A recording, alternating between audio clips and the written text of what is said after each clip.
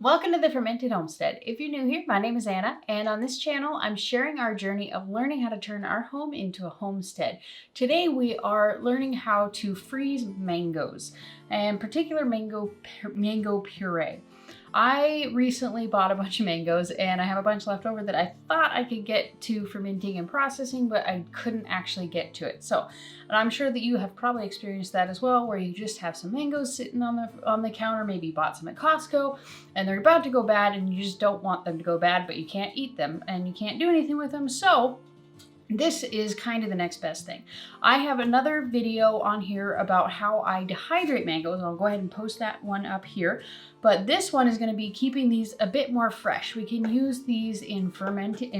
We can use these in, just a lot of different things. You can use them in smoothies, and I plan on using them down the road in some types of fermenting, like sodas and things like that. So I'm going to show you kind of my process for it, and hopefully it can help you later on when you have some mangoes that are about to go bad. So the first thing that we need to do is that we need to peel all of these. I have 13 more mangoes that I need to go through. If you're anything like I was before I bought this peeler, all I ever had was like kind of crummy dollar store, cheapo, like $1, $2 different vegetable peelers that were just frustrating and irritating. And then back in the day when I tried doing raw vegan, I finally splurged and got a real vegetable peeler. That was probably about seven years ago. I think that might be an exaggeration. I think that was probably about 5 years ago. And this is the best peeler that I've ever had in my entire life. It has these little like grippy teeth on it, and it just digs into anything that I'm trying to peel. This is if you are frustrated with your vegetable peelers, this is definitely the one to get. It's called the Titan. I'll go ahead and link it down below if you are interested. It comes in like a 2-pack. The other one kind of juliennes them and cuts them into like little tiny straws. So I'll link that down below if you're interested, but if you don't have a good vegetable peeler, get a good vegetable peeler, especially if you do a lot of mangoes, because they're really difficult to peel, especially with a standard kind of cheapo vegetable peeler. But anyway, throwing it out there, I'll put a link down below. So I'm gonna bring in and we'll just speed through this real quick.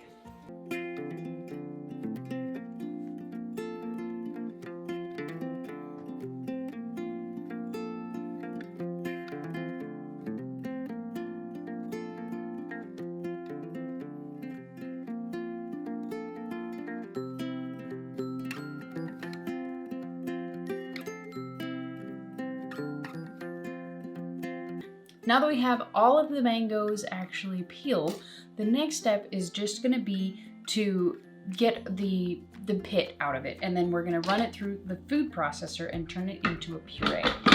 And we are gonna freeze these 3 different ways. We have a couple of ice cube trays for some smaller portions. I have these for some more controlled, roughly, I'd say these are about a cup. They're just little silicone molds that I have. And then the last way is just gonna be probably like 2-cup portions inside of a Ziploc bag. We're just gonna kind of do a little bit of everything so that when I want to actually use these mango purees, I'll have them in different portions and different ways that I can use them different ways, yeah. So all we're gonna do, in case you're wondering, is I'm just gonna hold this, cut it down the middle to try and get the pit out. And do that on both sides. There we go. Oops. And my food processor's already covered in stuff because I've been processing mangoes in different ways.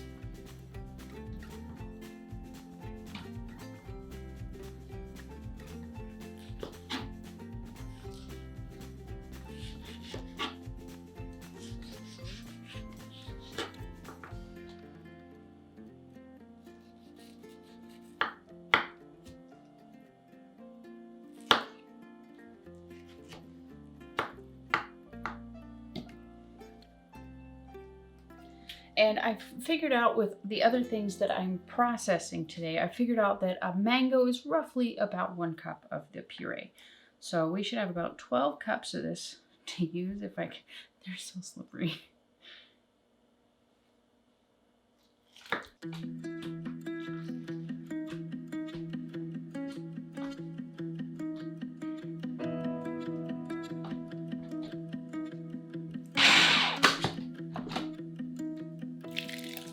just isn't the way that you have to do it. It's just the way that I've found to be kind of helpful.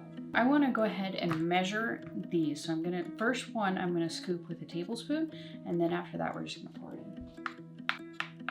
So it's just over 2 tablespoons, roughly an ounce.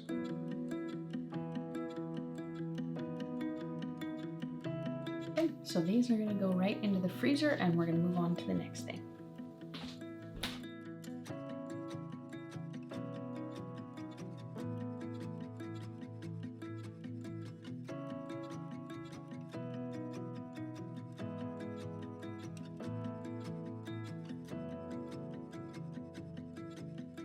So now we're going to use these little containers, and we're going to pour our puree into these.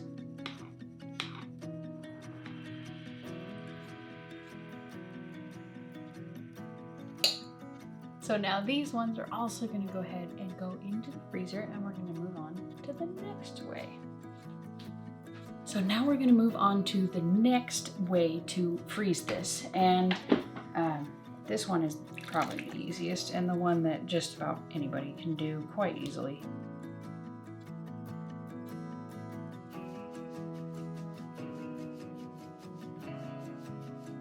So we just have a big old gloppy mess, so I'm going to clean this up and then we'll finish.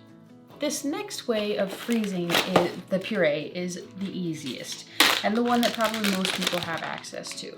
All you do is you just take a Ziploc bag, fill it with however much puree you want to fill it with. In my case, I'm going to do 2 cups because I have one that's, you know, like an ounce. I have one that's like almost a cup, not quite a cup. And so this one is just going to be 2 cups.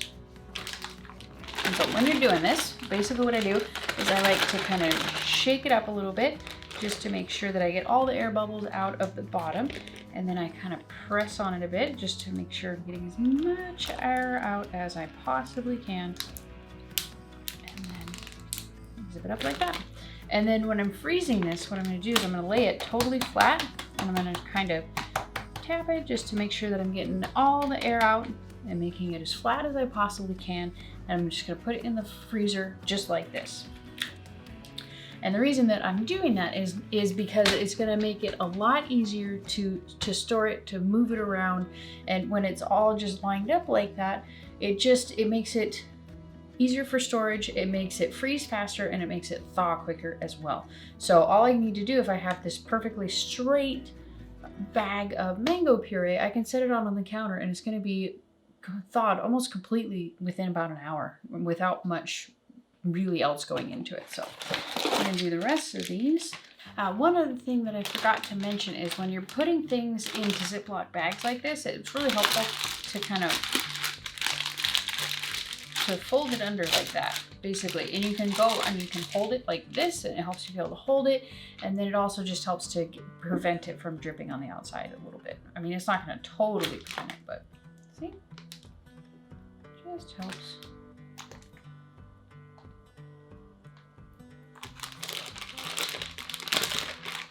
Gives you a little more control also. That's what you're doing.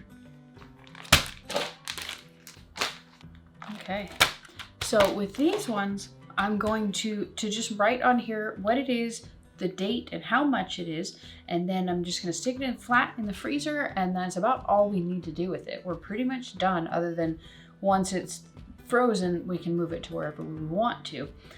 But the other ones that we have freezing right now, those ones I'm going to bring you back tomorrow or the next day when I actually have a little bit of time, and I'm going to show you what we're going to do with those next. Okay, so it's been a little while, I'm not gonna lie. I left this in the freezer, and it's been probably about a week or so, but now we're ready to go ahead and take the next step. So the difficulty in doing this is gonna kind of depend on what you use to actually do it with. Like this silicone mold is gonna be super easy to unmold it. These ones, hit or miss. And if you're using a regular like a not, like these ones have the little silicone bottoms on them, and so they might be a little bit easier to pop out. I haven't tried it yet, I don't know. But if you're using like a regular ice cube tray, it might be a little challenging, but I have a way that we can actually get these depanned. I'm going to show you that real quick. But the first thing, I know that this one's going to be really easy because I just tried to get this thing off and it just kind of popped right out. See, it's stuck on there. So we're going to go ahead and do this one first because it's the easiest one. But I also wanted to just show you when you are canning this, or not canning, when you're freezing this stuff up, if you freeze it and it's, you know, if you freeze it laying flat, I didn't get it totally flat, but if you're freezing it laying flat, it's just gonna be a lot easier to store it long term. Like you can move it around and it's just much easier to work with than this big, and it also defrosts much quicker instead of just having this mass at the bottom of your bag. So I just brought these out to show you. I'm gonna pop them right back into the freezer. As soon as I can get this one off, there we go. Put this right back in the freezer and move back to do what these other. So the best way that I've found to actually freeze this sort of thing is just in a Ziploc bag. Ziploc bag, whatever you want to call it. So what we're gonna do, I always like to write on it ahead of time. It's much easier to write on, oftentimes, especially if you're putting something frozen in there or something that has liquid to it, it can just be a challenge to actually write on after you put it in there. So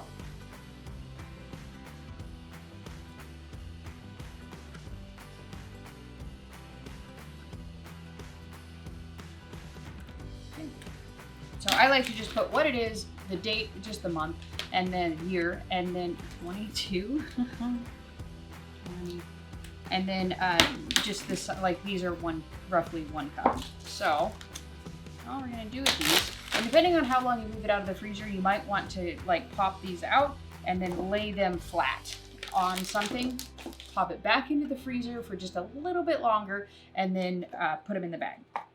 And the reason you might want to do that is that they can stick together if you've let it thaw out for very much at all. But we're doing this pretty quick, so I don't see the need to do that. You can also use like a vacuum sealer with this, but I'm not going to because I don't want to waste vacuum sealer bags when I can just use this. Okay, so this one is actually, it's like perfectly sized for these bags.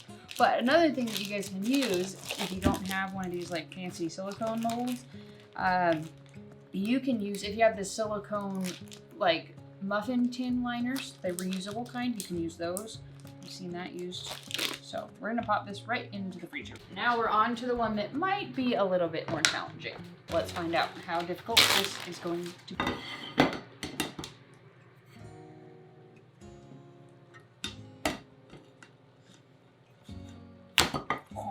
Yeah.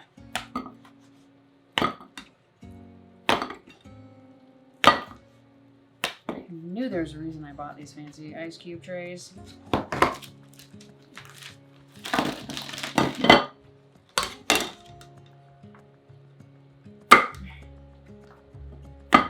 Takes a little bit of force, but my gosh, it's so much easier than it could be. One way, I guess I'm not going to show you how to do it because I don't want to waste water, but one way that you can do it if you're having a hard time popping these out of your ice cube trays or whatever mold you happen to be using is that you can just fill up the sink with just a little bit of shallow warm water, and you can kind of set it in there for just a minute, not even a minute, just like maybe like 20-30 seconds, bring it out and it should release. But if you do that, you definitely want to make sure to lay it out on something flat, pop it back into the freezer, and then bag it up from there. And the reason you want to do that is just to keep it from sticking, because if that little bit has thawed out, they're going to stick together. If you don't care that it sticks together, don't worry about it. But the whole point in doing this like this is to keep them separate. So you gotta move quick if you don't want this stuff to stick.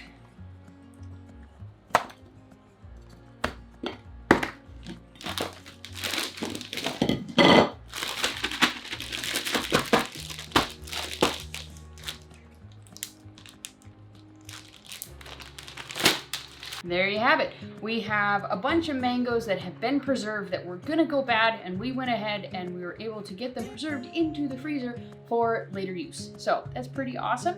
And I hope that you guys enjoyed this. I hope that you guys are able to put this into practice. You can use this with almost any kind of fruit, any kind of, really anything you want to.